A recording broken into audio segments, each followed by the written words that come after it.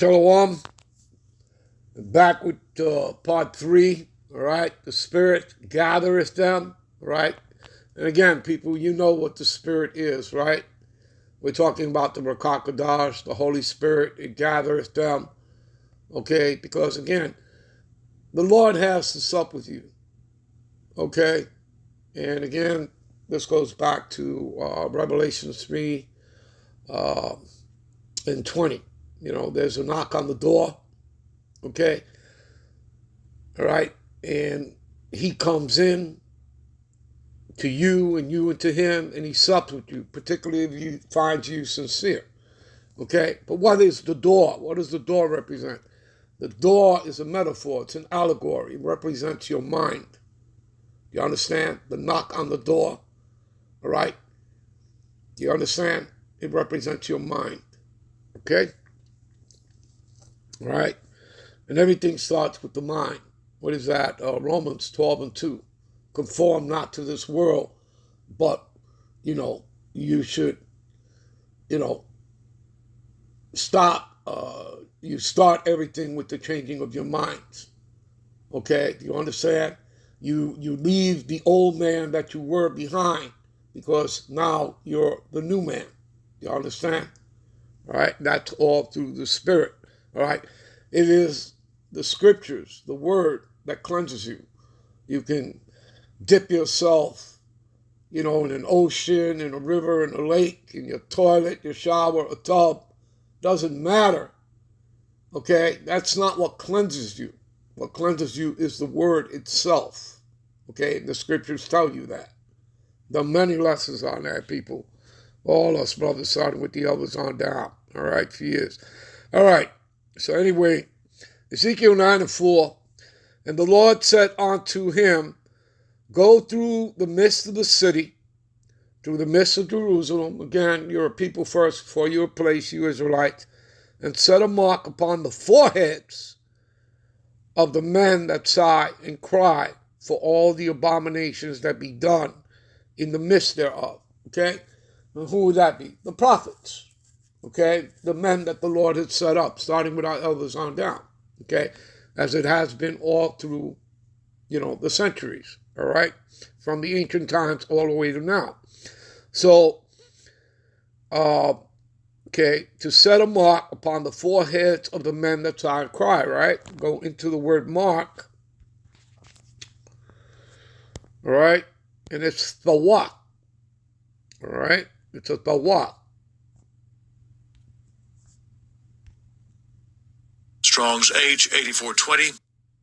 Tav. Tav. All right?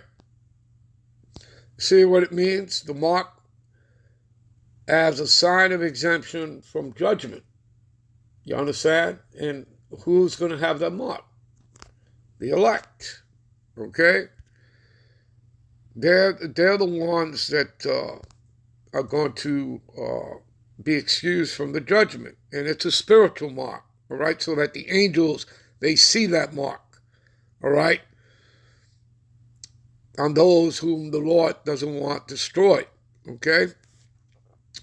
So, and to the others, this would be the 2/3, right? And to the others, he said, in my hearing, go ye after him through the city and smite. Let not your eyes spare, neither have ye pity. You see? So, these angels, right, of destruction,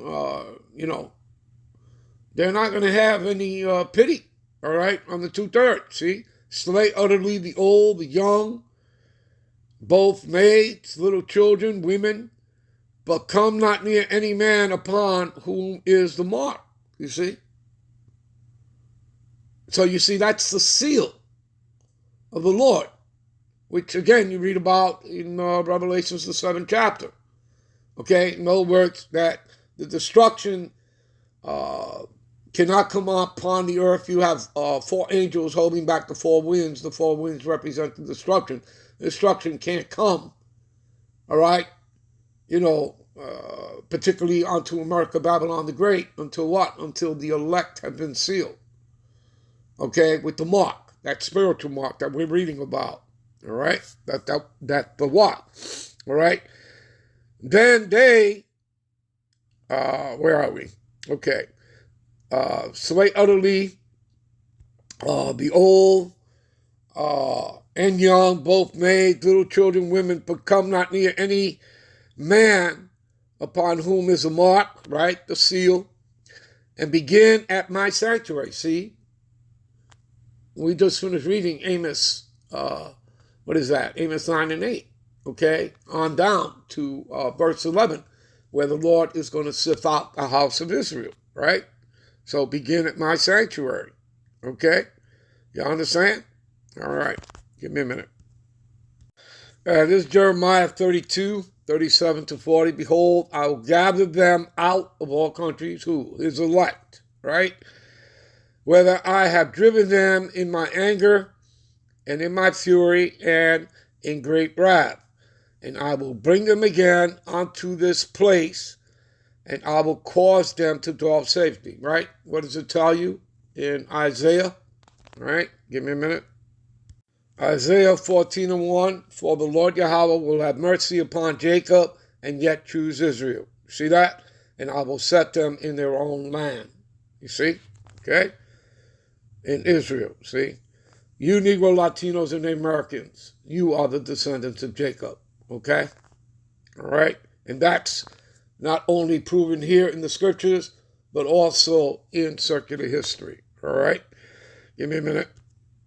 All right, you know what? We'll end this here. We'll pick this up right here when we come back with part 4 to close out. Shalom.